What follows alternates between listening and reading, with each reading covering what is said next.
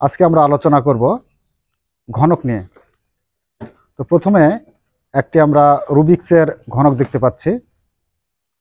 আচ্ছা, তার পূর্বে আমরা একটু দেখে নিই।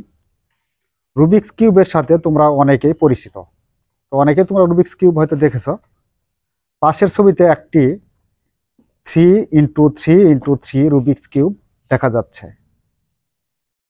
3x3x3 এর মানে দৈর্ঘ্য, প্রস্থ ও উচ্চতা বরাবর 3টি করে ছোট ঘনক আছে। আর দৈর্ঘ্য, প্রস্থ ও উচ্চতা সমান হলে তাকে ঘনক বলা হয়। দৈর্ঘ্য, প্রস্থ এবং উচ্চতা যদি সমান হয় তাহলে তাকে কি বলা হবে? ঘনক বলা হবে। এখন তাহলে রুবিক্স কিউব নামের অর্থ কি বুঝতে পারলে? তার মানে কি রুবিক্স কিউব যেটা, সেটার অর্থ কি বুঝতে পারলে? রুবিক্স কিউবের অর্থ হচ্ছে কি, সেটা এক প্রকার ঘনক। এখন একটি রুবিক্স কিউব হাতে নিলে দেখতে পাবে এটি ছোট আকারে বা ছোট ছোট অনেকগুলো ঘনক দিয়ে তৈরি। তার মানে একটা রুবিক্স কিউব যদি হাতে নাও তাহলে দেখতে পাবে এটা ছোট ছোট অনেক ঘনক, মানে দৈর্ঘ্য, প্রস্থ এবং উচ্চতা সবগুলারই সমান। আর এরকম অনেকগুলো ছোট ঘনক দ্বারা একটা রুবিক্স কিউব তৈরি হয়। তাহলে ছবি রুবিক্স কিউব কয়টি ছোট ঘনক আছে বলতে পারবে? তার মানে এই রুবিক্স কিউবের যেটা 6টি মানে ইয়াটা দেওয়া আছে, চিত্রটা দেওয়া আছে, চিত্রে রুবিক্স কিউবে কয়টি ঘনক আছে সেটা বলতে হবে। তো এখানে আমাদের গুনতে হবে। কিভাবে গুনবে দেখো, যে দৈর্ঘ্য বরাবর কত আছে, দৈর্ঘ্য 1 2 3, এটাকে বলা হয় উচ্চতা বা দৈর্ঘ্য বলতে পারো এটা। তারপর তাহলে এখানে কয়টা আছে? 3টা। এখানে কয়টা? 1 2 3। আবার এই যে প্রস্থ বরাবর কয়টা? 1 2 3। তার মানে প্রত্যেক ক্ষেত্রে কত কত করে আছে? 3 গুণ 3 গুণ 3। তার মানে দৈর্ঘ্য বরাবর 3টি, প্রস্থ বরাবর 3টি এবং উচ্চতা বরাবর 3টি। তাহলে একে আমরা যখন লিখব তখন এভাবে লিখতে পারবো, 3টা 3 গুণাকারে আছে। তাহলে 3টা 3 থেকে একটা 3 লিখবো। লেখার পরে উপরে কি আছে? 3টা 3 গুণাকারে আছে, তার মানে সূচক বসিয়ে দেবো 3। তো এখন এই 3-এর উপর কিউব থাকা মানে 3 বার গুণ অবস্থায় আছে। তো 3 দ্বারা 3 বারকে গুণ করলে পারে কত হয়? 27 হয়। 3 দ্বারা 3 গুণ করো, 3 তিরিককে কত হয়? 9। 9কে আবার এই 3 দ্বারা গুণ করলে কত হবে? 27 হয়ে যাবে। এই 27 ছোট ছোট ঘনকের পরিমাণ হচ্ছে 27টি। এবার আমরা একটি 2x2x2 আকারে কিউব তৈরি করব। তার মানে 2x2x2 আকারে কিউব তৈরি করতে হবে। তার মানে 2 মানে কি? দৈর্ঘ্য বরাবর 2টা, প্রস্থ বরাবর 2টা এবং উচ্চতা বরাবর 2টা। তো একে যদি কিউব করো তাহলে কত হয়? কয়টা 2 গুণ আকারে আছে? 3টা 2। তো 3টা 2 গুণ আকারে থাকলে কত হবে? 2 এর উপর ঘনক বা এটাকে বলা হয় ঘাত বা সূচক।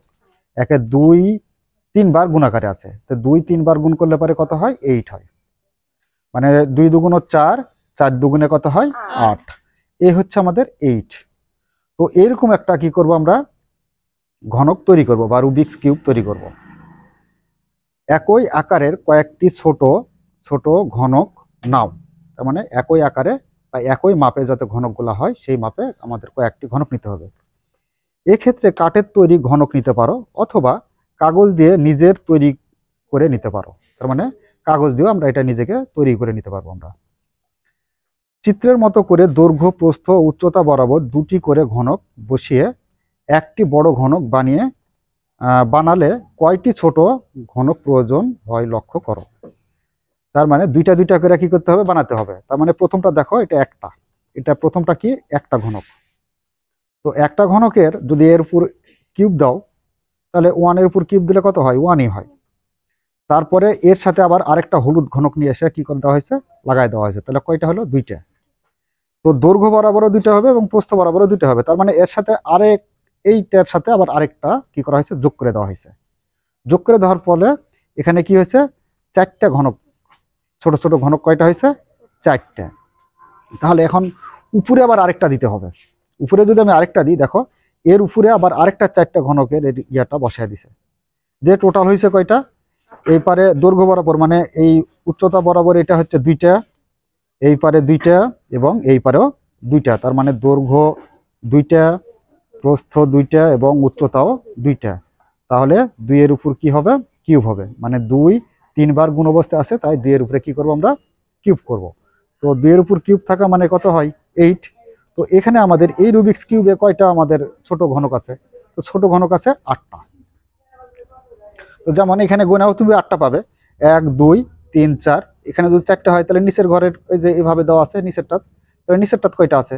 নিচেরটা তো 4টা আছে, তাহলে 4 দুগুণ কত হয়? 8। এবার আমরা দেখব একক কাজ। একক কাজটা ফলো করো। এখন 3টি ও 4টি করে ছোট ঘনক নিয়ে বড় ঘনক বানাও। তার মানে আমাদের কয়টা নিতে হবে? 3টি এবং 4টি করে ঘনক নিয়ে বড় ঘনক একটা বানাতে হবে। কয়টি ছোট ঘনক লাগে দেখো। তো এখন এখানে আমরা একটা বিষয় সুস্পষ্ট ধারণা নিতে পারবো, সেটা হচ্ছে কি, যে যখন আমরা 2টা করে নিলাম ঘনক, 2টা করে নিলে পারে কয়বার? দৈর্ঘ্য বরাবর 2টা, প্রস্থ বরাবর 2টা এবং উচ্চতা বরাবরও 2টা।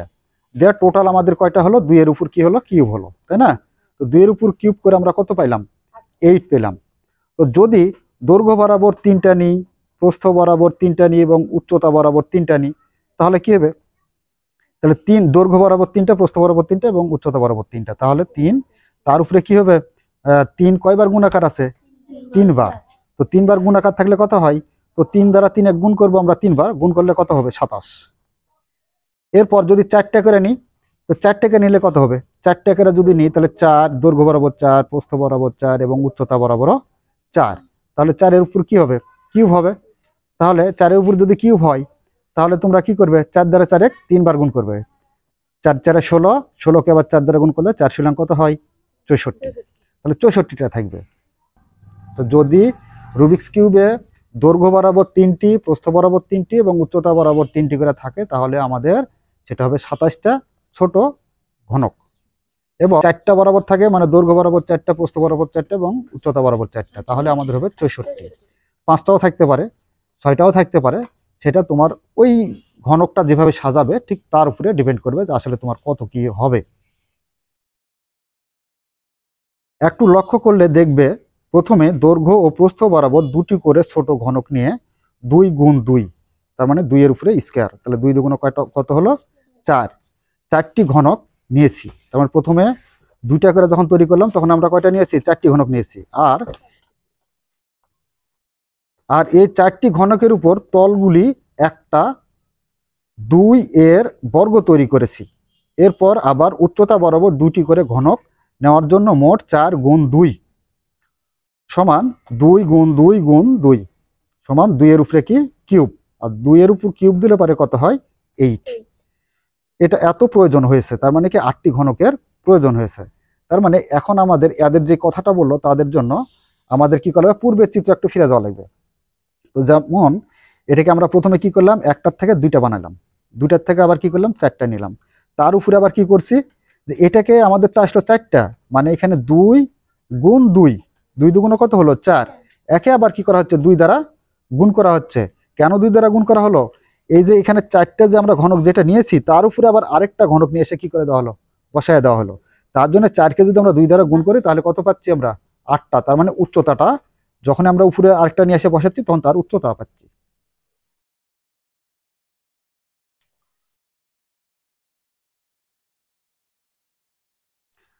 আমরা দৈর্ঘ্য, প্রস্থ, উচ্চতা বরাবর সমান সংখ্যক ছোট ঘনক নিয়ে একটি বড় ঘনক তৈরি করলাম। এখানে মোট যতগুলো ছোট ঘনক প্রয়োজন হচ্ছে সেই সংখ্যাকে ঘন সংখ্যা বা পূর্ণ ঘন সংখ্যা বলা হয়। তার মানে একে আমরা কি বলবো? পূর্ণ ঘন সংখ্যা বলবো। যেমন এখানে 8, 27, তারপরে 1, এগুলা হচ্ছে কি? পূর্ণ ঘন সংখ্যা। তো পূর্ণ ঘন সংখ্যা কিভাবে বুঝবো আমরা? 1 এর উপর যদি কিউব করো তো 1 করতে কত হয়? 1 হয়। এরপরে 2 এর উপরে যদি কিউব করো তাহলে কত হয়? 8 হয়। এবং 3 এর উপরে কিউব করলে কত হয়? 27 হয়। এবার 4 এর উপর কিউব করলে কত হয়? 4 এর উপর কিউব করলে হয় হচ্ছে 64। তো এই যে 64, 27, 8 এবং 1, এগুলাই হচ্ছে কি আমাদের পূর্ণ ঘন সংখ্যা। যেমন দৈর্ঘ্য, প্রস্থ, উচ্চতা বরাবর 2টি করে ছোট ঘনক নিয়ে একটি বড় ঘনক তৈরি করতে মোট 2 গুণ 2 গুণ 2 সমান 2 এর উপরে কিউব, অর্থাৎ সমান হচ্ছে কত? 8। 8টি ছোট ঘনক প্রয়োজন হচ্ছে। এক্ষেত্রে 8কে আমরা 2 এর ঘন বা টু কিউব বলি। সে কারণে 8 একটি ঘন সংখ্যা বা পূর্ণ ঘন সংখ্যা। তাহলে এখানে টু কিউব মানে কি 8, আর 8টা হচ্ছে কি আমাদের পূর্ণ ঘন সংখ্যা। তাহলে আমরা দেখলাম কোনো সংখ্যা ঘন নির্ণয়ের জন্য ওই সংখ্যাকে 3 বার গুণ করতে হবে। তাহলে কোনো সংখ্যাকে ঘন নির্ণয় করতে হলে কি করতে হবে, আমাকে ওই সংখ্যাকে 3 বার গুণ করতে হবে। আর 3 বার কেন গুণ করব?